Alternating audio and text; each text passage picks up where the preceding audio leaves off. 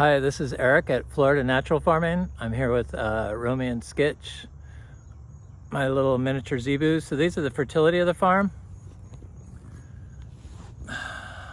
These are little babies from this year. Hi Romy, you little angel. They're like earth angels because they create basically instant compost that you can grow anything in here in Florida. They reproduce rather well, and they're a little tricky, but they're really loving and great pets. And I haven't put the halters on these guys. I'm going to do it next weekend. I want them to get more Sketch. Show me your colors. Come here. What are you looking at over there? There you go. Come here. Sketch 1-3. Come here. I wanted him to get more tame first and not be scared. Look at the size of his hump. I mean, at 5 months old, he's a little powerhouse. This little guy runs around. He's so square and correct. And I'll get it. Hold on. There you go. That's what they like. They're so sweet. Right, Sketch? You're a little guy. He's so beautiful and colorful. He's like a red and black brindle with white, and he's got like black highlights like on the front of his legs or the top of his legs, but then on the back of him they're red. He's very cute. There you go. Isn't he cute? So cute. They're gonna be little, just like their daddy. They're very friendly, very correct. See, you can see the tan on the back of his legs. And there's Romy. He's just a tank. They're built very well. So that's that's what I do. That's the downside of the rare tropical fruit. The rare tropical fruit experience at Frog Valley Tropical Fruit Farm. That's why I always look sweaty and hot, because I do this before I go and make a video. I just want it all done so that it can dry out. I hang the halters in there. I've been taking them off and practicing putting them on. So none of these mangoes have fruit on them anymore. Well, this fruit punch had more fruit on it, but the creatures. Oh, you guys expect me to give you something, I see. Hold on.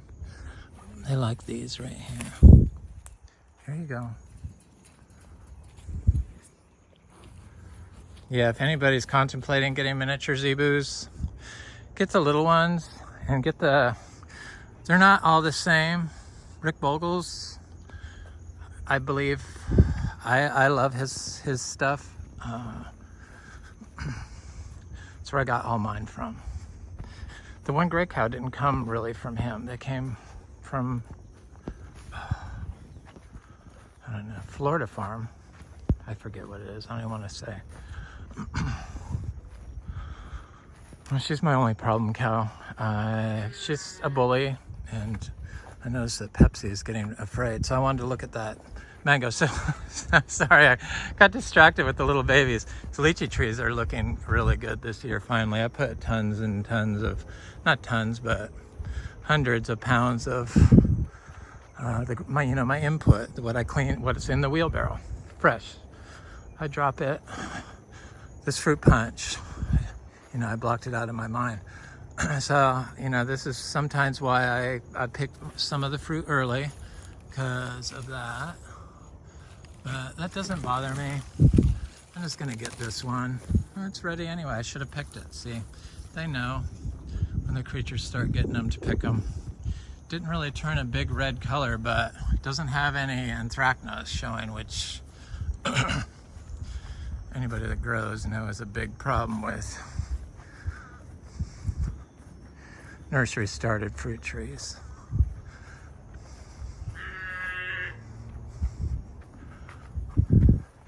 I run across 2 fruit of hundreds that I've eaten that had a little bit of black in them in the fruit, but that's pretty good. 2 fruit out of all of them. Look at these honey kiss. So today I'm going to talk about different stuff. I'm not going to look at the mangoes. Yes, we have mangoes. So we have mangoes for sale. We have cashew fruit for sale, but it's for seed. I drink the juice, but it's for seed because I apply raw manure next to it. So I can't sell it for food. Honey kiss mango. Our mangoes haven't had any raw manure applied near them or any. The last input was biodynamic compost, and that was a while ago. I do it once a year. Peach cobbler mango. Let me go off and look at the stuff like Achachachairu. I'm gonna look at all the other fruit, the stuff that's not for sale. Because somebody texted me last night, or emailed me and asked, what is for sale now? Well, technically nothing, because you have to make an appointment. And then usually you find extra stuff.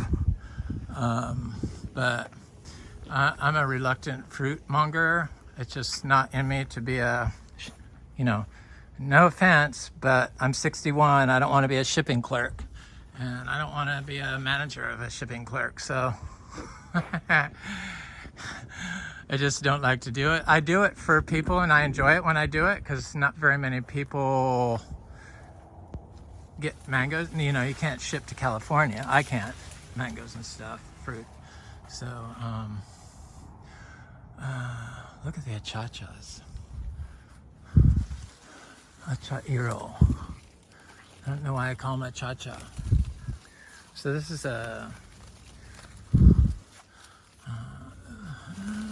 the delightful canistil. Look at all those flowers on this thing. We have lots of these. Everything is dry farmed here. Grown natural. We're a natural grower, so we use our miniature zebus and our donkeys that are holistically grown, meaning we don't worm them with stuff and we don't give them antibiotics and we don't feed them grains. We rotationally graze them. I've been rotationally grazing here consistently for a long time, more than 6 years. So continuously.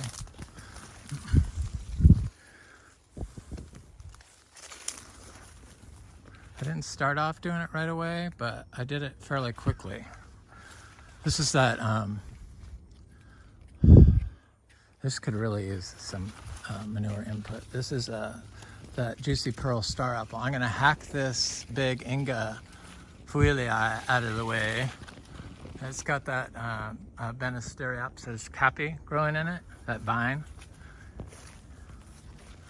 which obviously shouldn't have been planted here, but is. Maybe it could hold the Imbe tree from falling down over in a storm. I don't know. That's all gonna get hacked back. Does that make me permaculture? I don't know. I mix them all. Probably I'm mostly influenced by Indian natural farming, but when I say influenced by, meaning I don't copy, oh, there's fruit ripening in here. I see 2 more here, and this one looks ripe. So the Achachachairu, I'm gonna pick this because it's been like this for a long time, and its fruit got damaged, but it's still ripened. It's a nice golden color. Probably could have been more ripe over here, so probably I could have done it a couple more days, but I'm gonna hang on to this fruit. This is the first Achachairu fruit we got this year. Yeah, so yeah, what do we have for sale? I'm gonna plant this seed. There's a lot of fruit in here. I know I stood and counted like 30 of them fairly quickly, so I know we have a lot. Not a lot, but a lot for Florida. A lot for me. A lot for me not to want to sell this place for cheap. Look at the Zingiber spectabile. I'm telling you, this place has so many fabulous plants, and this is the first tea rose, not climbing rose, not hybrid tea, but a tea. It's the first climbing tea rose. It's called Adam. It's from the 19th century. It's fabulous. It blooms here continuously. It's finally getting big. It gets rather large. Produces single and double flowers in the summer, and in the winter produces big cabbage, pom-pom, pink, and it's get 4 scents. It's evergreen. It's a continuous bloomer here. I grew it in New Orleans because how we got here was I moved from San Diego to New Orleans, and Katrina hit, and I had this huge, giant 2-story B&B in the Marigny. It's called Collinwood House now. But back then, previously, it was always Arnaudville. It's on Dauphine Street. Anyway, it was a learning experience. And after I got locked out of the city, I realized that I had a big farm in upstate New York with just hay fields on it, on the St. Lawrence Seaway. I've been all over. And there's an old creamery, Victorian creamery. It's beautiful, but too cold. And we went up there, and I realized I needed a place where I could make my own groceries. And I was hating cold weather more and more, and New Orleans was too cold, so I moved to Florida and discovered tropical fruit trees. The aroids were next, and that's what these are.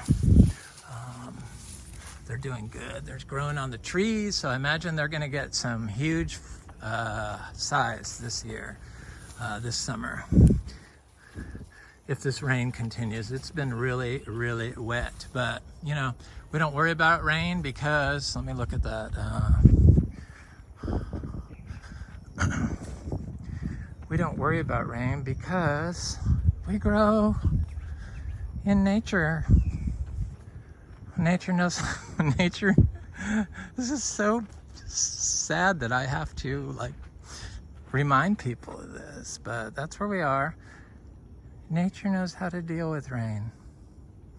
If you let nature have some space. So we don't walk on anything.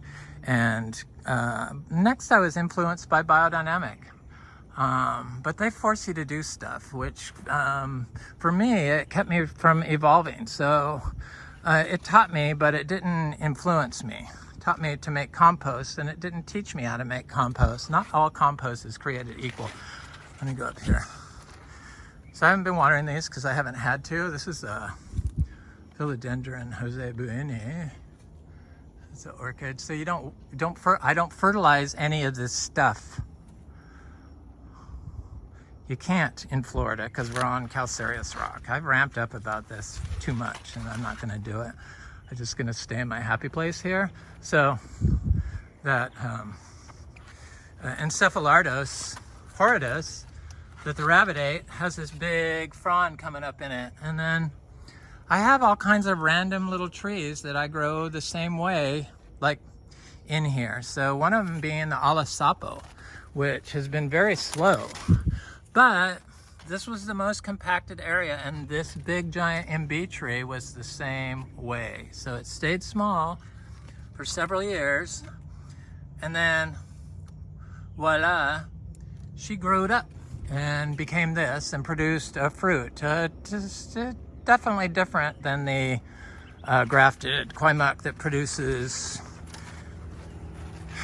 a lot more fruit consistently. This year's loaded, the Quaimuc tree. So what was I going to go look at? I was going to go see if there's a Charichuelo, but on the way I'm going to look and see if there's a so in this area, you know, there's so much stuff, but I put in stakes down just along the path so I don't mow anything over that's close. So this is a cutting. No, that's a sweet orange. I have grown hundreds of citrus here. This is the cutting of the blood orange that died of greening later on. And it's right here, and it looks really good, just like its parent did. And it's weird. We had one tree under oak trees. This is it. It's the biggest tree we have. Ah, it's amazing. That's the blood orange cutting in pure zebu manure that I did a long time ago. So this is, I have so many trees, it's scary. Scary, scary, scary. It's gonna be like wall to wall, like thickets of fruit trees. This is a Philodendron Giganteum, CFF, and she's looking really good. Is it attached to the tree? I don't think this one is, but I have a, you know, this one, varicosum, but the wind, or when it unfurled, it got scraped up against here, but it looks like it's attached to the palm tree now. Yes. Achachachairu. There's a bunch of little seedlings of Achachachairu and Imbe, and then there's a citron, there's an Imbe spectabilis. This is the Imbe spectabilis. There's a Oscar from Fruit Lovers Nursery. I love his stuff. It's like a one-man show also. It's very hard. That's why I don't want a website, because it's just too much. And too much. I have to do all this. I mean, how am I expected to do all that too? It's crazy. There's that parent tree of the cutting. That's the only tree that got green. It's right underneath this oak tree. Seed grown. All of our citrus is seed grown. But its cutting didn't get it, so it's not under an oak tree, but it's under an Imbe tree. There you have it. There's a bunch of little Garcinias planted all through here. This is one right there. But there's Luke's. You know, we have at last count 100 of seed-grown Luke's Garcinias. There's one right there. But I know that there's others in there because I've seen them. But there's poison oak in here. So poison oak and mango and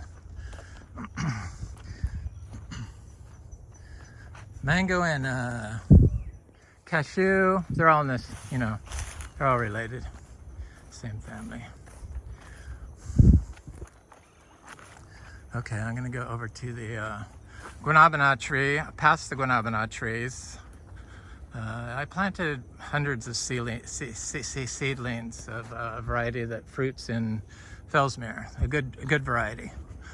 I've seen the tree, I've seen the fruit, I've tasted the fruit, I've tasted the juice. It's fabulous. So this isn't it. This is Miami. And I, you know, saw such great results with all the manure I applied to the mangoes by the, you know, that had powdery mildew. The mangoes, it's the orange sherbet. This is the guanabana. It's pretty big. Come on. I did it over here because I know it works. So I did it behind it and around it and here, and I'm going to do it again. That's why these orange sherbets, you know, I have to eat these. These can't be sold for food. Those are far enough away, and I didn't go over there. I went over here. See all the manure I've been dropping in here? It's disappearing quickly. There's the old piles. They go quick. And then the bananas are coming up. I did 315 divides, but the banana people wanted, this is a santal tree. I'm going over to a Garcinia. I was going over to so this is a real good fruit tree, and I forgot to come back and check it, and I got really good fruit off of it one day, and then you're supposed to come back and check it, and I forgot. And it's so good. It's like a black cherry of the Rio Grande from Pine Island. It's a really good tree. It's you know, dry farmed. It's all this stuff is possible. You get fruit production when you apply nice inputs and you stay off of it. So I mentioned compost briefly, and not all compost is created equal. I don't know why this is so hard for some, but compost that is made to be soil that is highly disturbed isn't as good as compost that's made that isn't disturbed at all. It's made by the earth. It's just a fact. And you can't create a perfect substance to grow plants in if you're disturbing it. So I have friends that think that they make the best soil in the world, and they're very careful, and they dig big holes and they mix their soil in, they put it in there. But they give me plants, and I take their soil and I put it on top. I put compost on top of the ground. I put manure mixed in the dirt. That's how I do it. I mix raw zebu manure in the soil, and it works for growing vegetables, and it works for fruit trees. But I put compost on top. I wouldn't think of putting my compost potting soil in the hole. I remove my compost from my stuff too. So this is a, you know, I started this place to be an Achachachairu farm. Hello, we're there almost. And this is Garcinia gardneriana, and it's got a huge flower on it, and it's got okay fruit. So these send out perfect flowers like Garcinia mangostana, like the good fruiting Garcinia Madruno, Garcinia brasiliensis. So every flower they put out has a little fruitlet on it. This one has tons of fruit. This is brasiliensis. Look at that.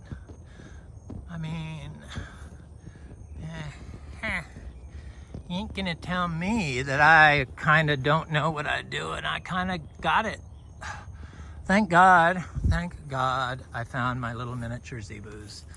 Oh, yeah. So do we have other stuff for sale? We do, I just don't tell people about it. Sorry. But if you're here, this is a purple mountain guava. This is a Achachairu that froze. There's a little Achachairu seedling. And oh, I came out to check the Charichuelo, hoping there would be ripe fruit on it. And I did not pre-stage this. I just kind of know my farm. I hadn't been here in a few days. And I have 2 ripe fruit. And this one's okay size, but it's not the biggest fruit this one's produced. So this is Garcinia Madruno. I twist them off and thank you, tree. I will bring manure over to you very soon. I brought some clothes, but not. It's got little fruit on it. Where's that little fruit at? Yes, there it is. More little fruit. So yeah, do we have other stuff for sale? If you're here when I'm picking fruit, then chances are you get to buy a Madruno seed. But when that happens, who knows?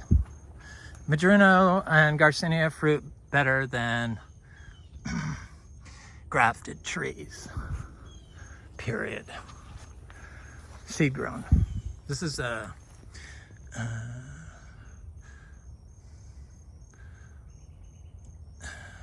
that's the oil net. That's the oil net from India that they used for ship oil during Victorian times.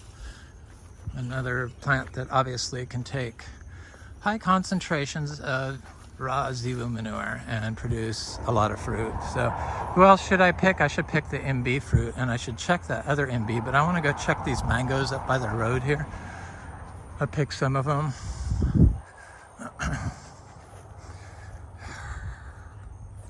Yeah, so yeah, I designed this place for this purpose, and it just coincided. I was, you know, able to retire at 39 and really like partied up in New Orleans for a year, and then realized I couldn't do it after Katrina happened, that I would be dead if I continued, and ended up rehabbing a house that flooded there, and really loved it. Loved the people, and I had never lived in a place like that before, and I'd lived in Oakland, California, which I liked, but it's not New Orleans. New Orleans, love it. Longans, sorry.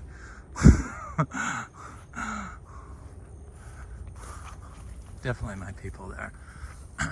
My tribe. Florigon. That in LA. I don't know. Southern California. I'm a Southern California first person. I went to college in San Luis Obispo, Cal Poly, in agriculture, but I didn't learn anything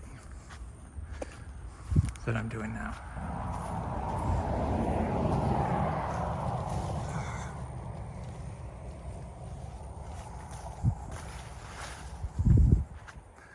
Okay, so I have to go to the MB, but those fruit look good, huh? Oh, this is the Kezar. They look good too.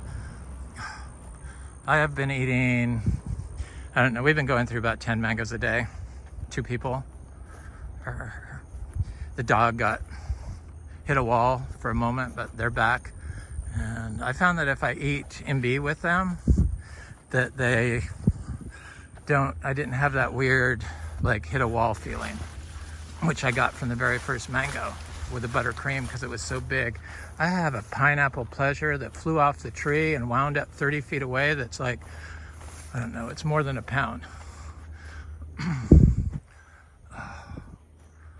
There's an Imbe tree in here. This is the, I bought 6 seedlings. Not Frog Valley Farm.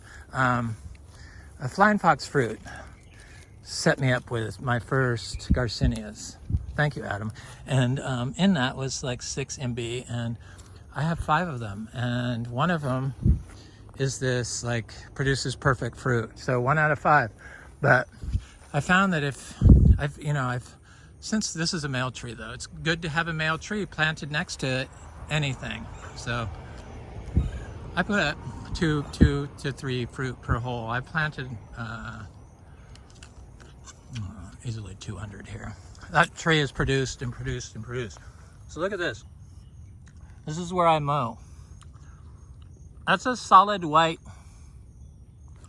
streak of fungi that grows in here.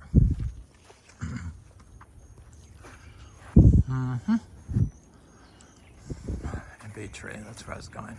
Did I go this way? Yeah, I did. No, I went that way. Let me go this way. I'm getting lost. Sorry, people. Bear with me. I've had time to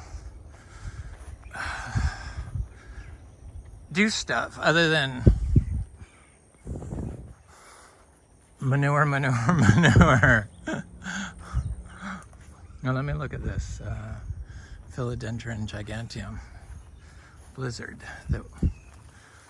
Oh yeah, the new leaf. I was worried it was going green, but not a chance. I'm glad I came over here. Oh, something knocked it over.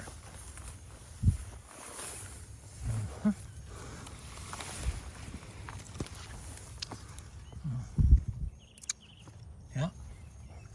Nice.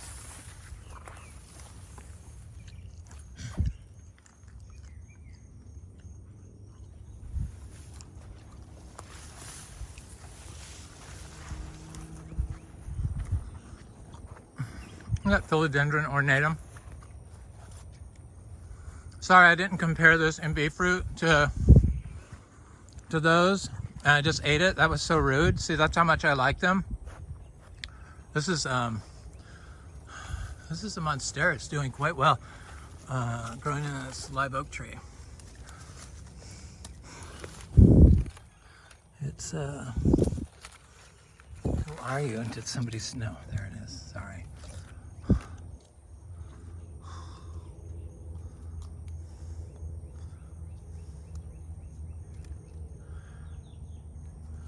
Oh, it's the good one.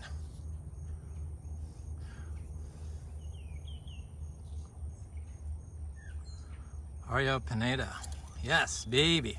Ah. Look that one up. That's beautiful, and it's attached.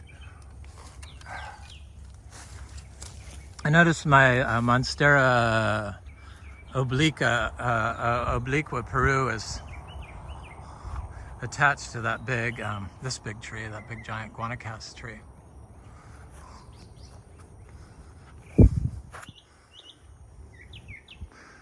Yeah, I mean, look at this place. It's miles and miles of these paths that I've mowed. That's all I had to do was mow the paths. But I had to find the paths first. For some reason, they seem to work. Here's the cacao is looking great. So I expect fruit off this in early 2024, definitely. This is seed-grown cacao from cacao. Cacao I fruited in Brevard County. That garden's got trashed, but I'll pray for it. Look at this. I'm heading up there. Got to get the Imbe fruit, and then I'll do a taste test, okay? Oh, this leaf got trashed during this storm. from the grass. Oh well, it'll be nice. It'll be okay.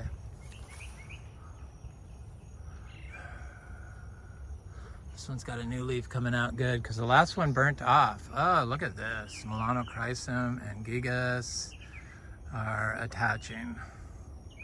So watch them grow, people. Maximum, Philodendron maximum.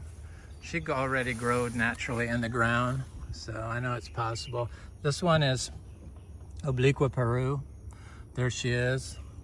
She's attached, and oh, mascara fell down. Maybe she needs to grow this way.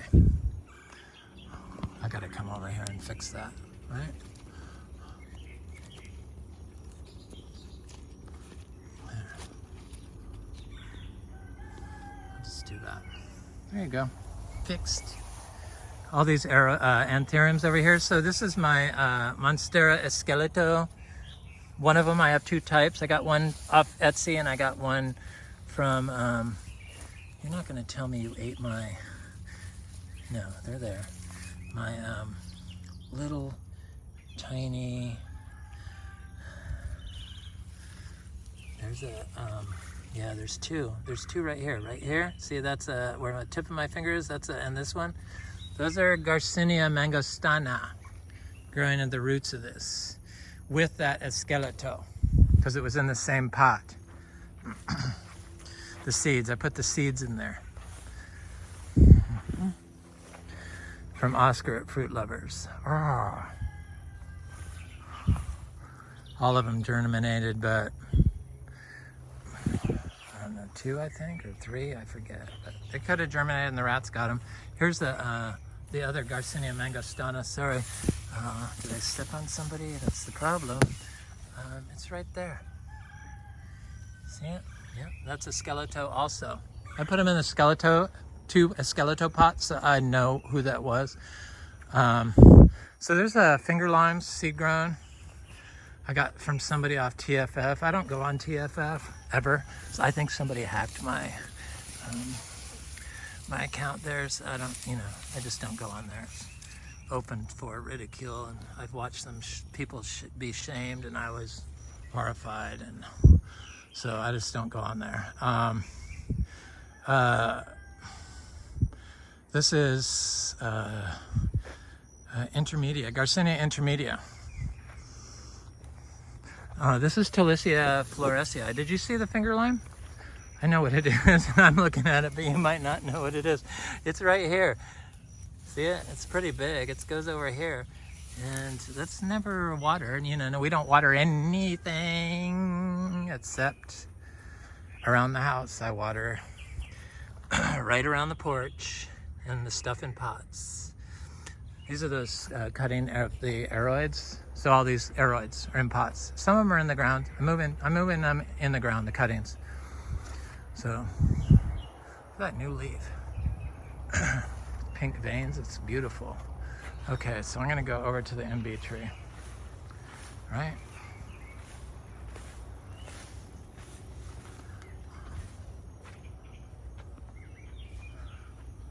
God, where's my path? Gotta leave paths for the animals. They get pissed.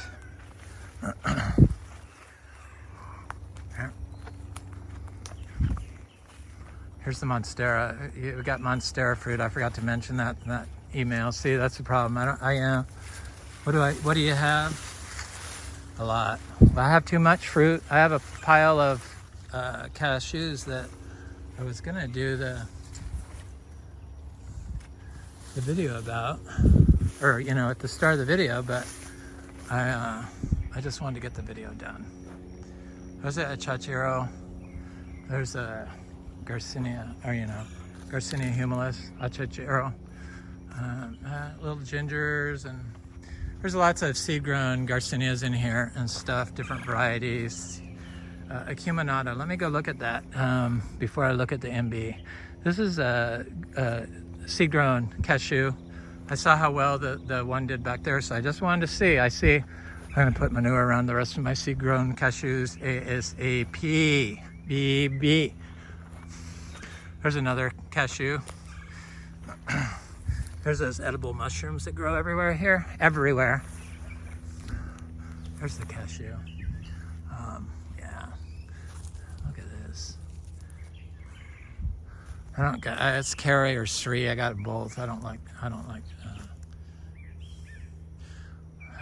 them. That was the cashew.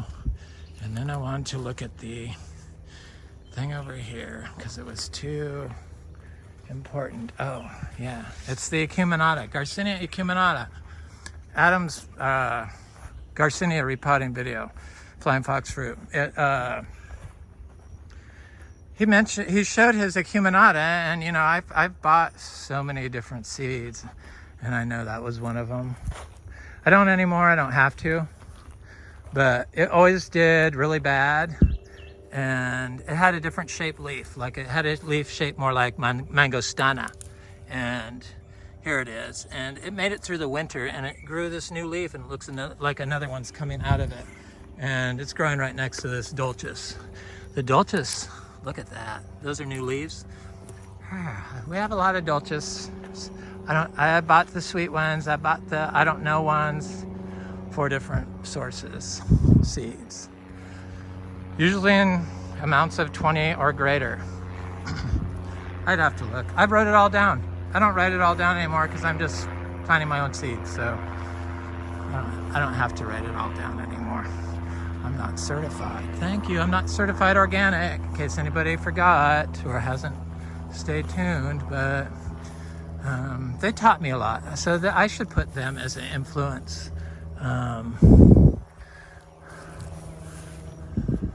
Did they influence me? Away from them. Look at that dragon fruit.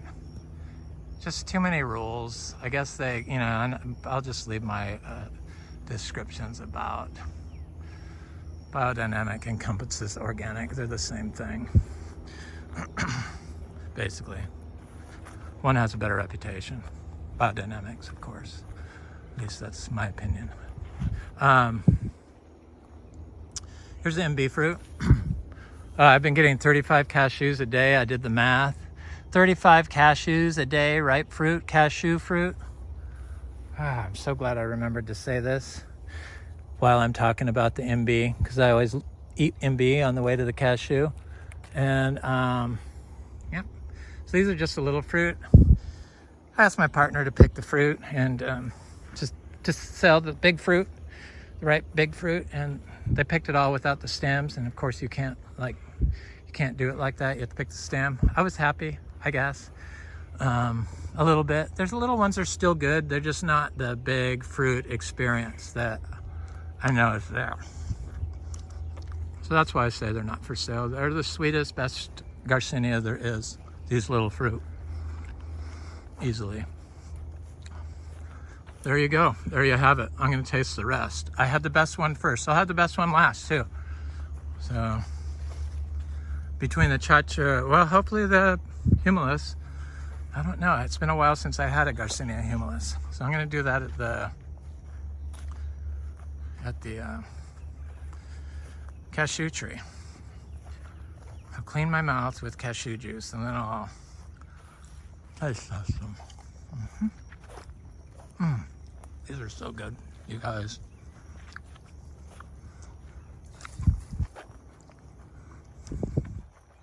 Well, this tree produces so much fruit, it's crazy.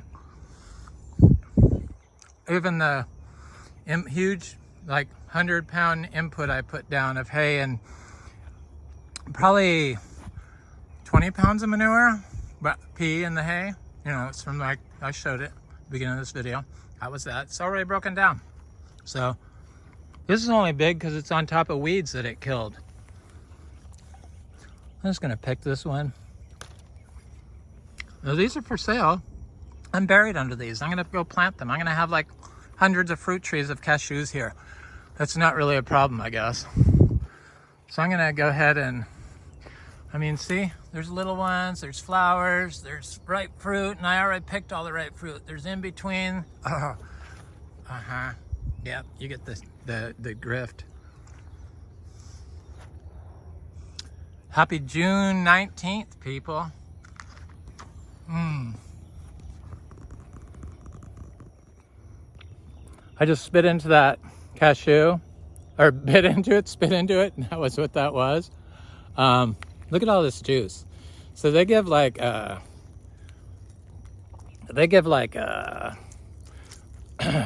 almost a half a cup, like more than a third of juice, and I could squeeze and squeeze and squeeze and get probably more out of it. They just seem to never end. It's kind of like the tree. It's like a mushroom, this tree. It's a cashew tree. Amazing. So I'm planting all those, and we dry farm them, and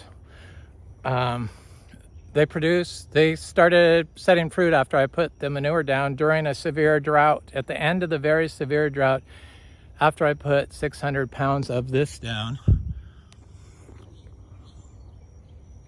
and never watering this tree, ever. We don't water when we plant. We just remove the soil and plant it directly in the soil and mix zebu manure in it.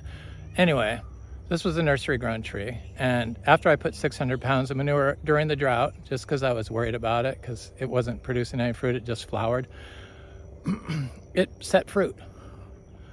And then the rain started happening. So that's why it's like that. So here's the Charichuelo fruit.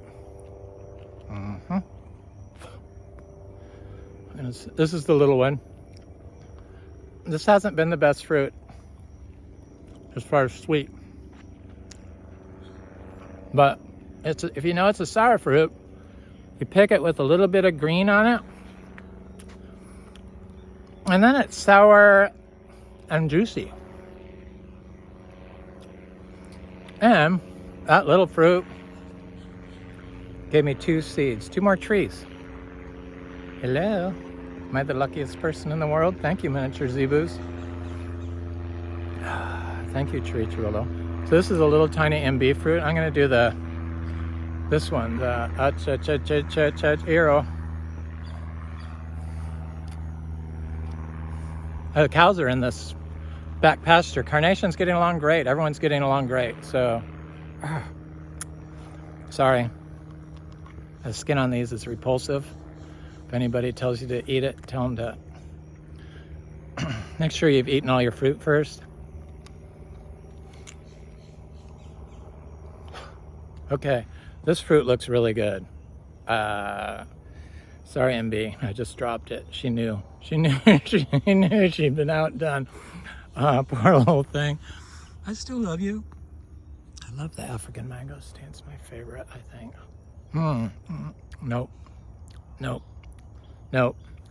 Nope. Oh my God. It's Achachachairu. Flavor-wise, African mangosteen, but as far as meat and texture, it's got a nice texture. It's one of those thick skin. If they're thick skin, you don't eat them. You can eat the Braziliensis skin and the Gardneriana skin because they're thin skin, but and the intermediate, or the Imbe skin, not the intermediate. So I have a little tiny seed that I just ate. These are very medicinal. I captured her nutrients.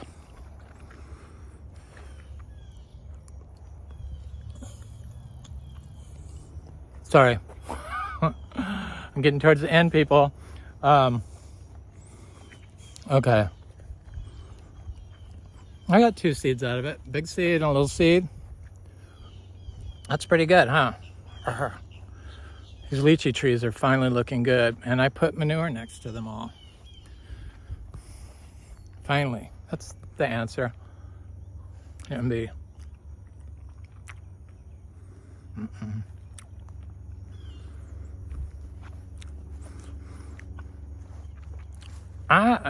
I think the Imbe, the big Imbe fruit, is as good as the Achachairu. Just because of flavor and the color and the fact that you can eat the skin and the fact that you crave them. Crave them year round? Sorry. I said I wouldn't eat the Imbe while I talk. Let me get a big one because I put manure next to these because I'm not selling for fruit, but I'm eating them. You can see if I die, I won't make any more videos. God forbid, knock on wood.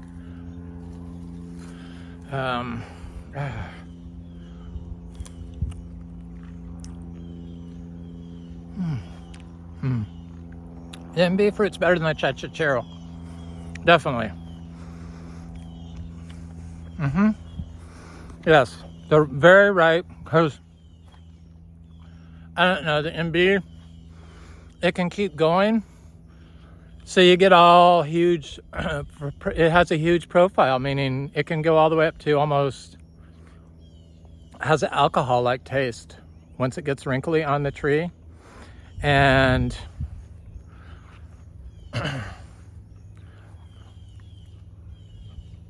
so it's got a taste for everyone, and it tastes better to me. You have to have a lot of them. So plant 2 to 3 to a hole. This is Eric at Frog Valley Tropical Fruit Farm, and this is Florida Natural Farming. Hope you have a beautiful day. I made it.